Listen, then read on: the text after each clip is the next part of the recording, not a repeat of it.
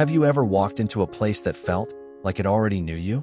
Not because someone greeted you by name, not because you'd been there before, but because the air itself seemed to pause and say, "There you are." There was a library like that. It didn't have a name, no sign, no librarian, no opening hours. And yet, it was always open, especially when you needed it most, whether you realized it or not. It stood quietly at the edge of a city most people couldn't place on a map, somewhere between the familiar and the forgotten. People said, "You don't go there looking for a book. The book finds you." And that's exactly how the stories inside this library changed lives, one unread page at a time. Eli was 12 when he found the place, not because he was looking for it, but because he was running not with his feet, but with his heart. At home, his parents had stopped arguing, not because they had found peace, but because they had found silence. And that kind of silence, it echoes, even louder than shouting.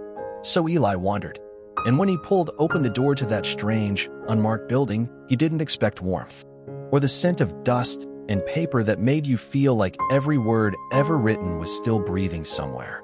He walked past aisle after aisle of books, none with titles, none with labels. And then one fell, not from wind, not from clumsiness. It simply fell, as if it knew it was time. He picked it up. The cover was plain, like old leather. Inside, the first line read, "When children are quiet, it is not always peace. Sometimes it is the sound of survival learning not to echo." He didn't fully understand, but somehow he did. He read until the light outside began to shift. And when he left, he wasn't fixed. He wasn't healed, but something inside him had opened. That's how the library worked. It didn't tell you what to feel. It reminded you that you were already feeling it. Years later, a woman named Claire stepped through the same door. Her mother had begun to forget names, places, even her own face in the mirror. Claire had spent the last 2 years caring for someone who no longer recognized her. And she was tired, not just in body, but in soul. She didn't come to read. She came to rest. And yet, as she walked between the shelves, a thick book opened by itself. The first sentence said, "To forget is not cruelty. It is sometimes the brain's way of protecting the heart." The next, "You are still a daughter, even when she forgets your name." She didn't cry loudly. She simply sat down and let the words hold her. When she left, she didn't take the book. But the weight in her chest had shifted, just slightly, like a box that no longer needed to be carried alone. Not everyone who entered was broken. Some came whole, or at least, they believed they were. Like Mr. Traven, once a high-powered executive, now a traveling speaker on success and purpose. He didn't believe in emotions. He believed in metrics. When he walked in, he chuckled. "This place is charming," he said to no one. But then, a slim blue book landed at his feet. He read the second page and paused. "Sometimes, success is the reward you get for abandoning what mattered." Another line. "Ego is a skyscraper you build because you're afraid of being seen small." He closed the book, left it on a bench, and walked out without another word. But that night, and for many nights after, he dreamed not of money, but of the piano he hadn't touched in 2 decades. And then there was Mina, 7 years old, chasing a butterfly through the city.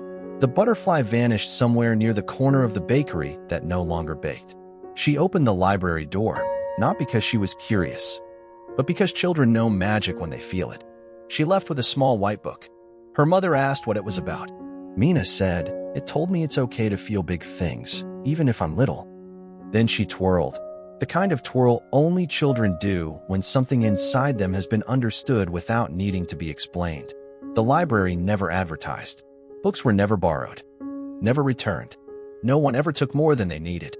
And yet, somehow, the shelves were always full. Some said the building disappeared and reappeared, always near someone who had just lost something important. Not keys or wallets, but courage, or clarity, or the will to keep going.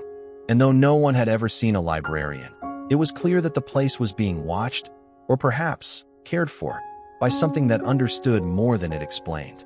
Years passed, and then Eli returned, older now, a man shaped by time, loss, love, failure, all the usual sculptors of the human spirit. He didn't know why he came, only that his heart had been restless. He stepped in. The scent was the same.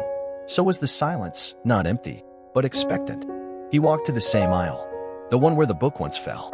This time, nothing moved, until he noticed a journal. black, heavy, already open on the table where he used to sit. Inside, the first page had only 2 words. Right now, the rest was blank. He smiled. This time, the library wasn't there to give him something. It was asking him to give something back. And so, he wrote, not for anyone, not even for himself, but because some truths are too sacred to speak and too heavy to carry alone. There are places we go not to learn, but to remember. Places that do not shout, but wait.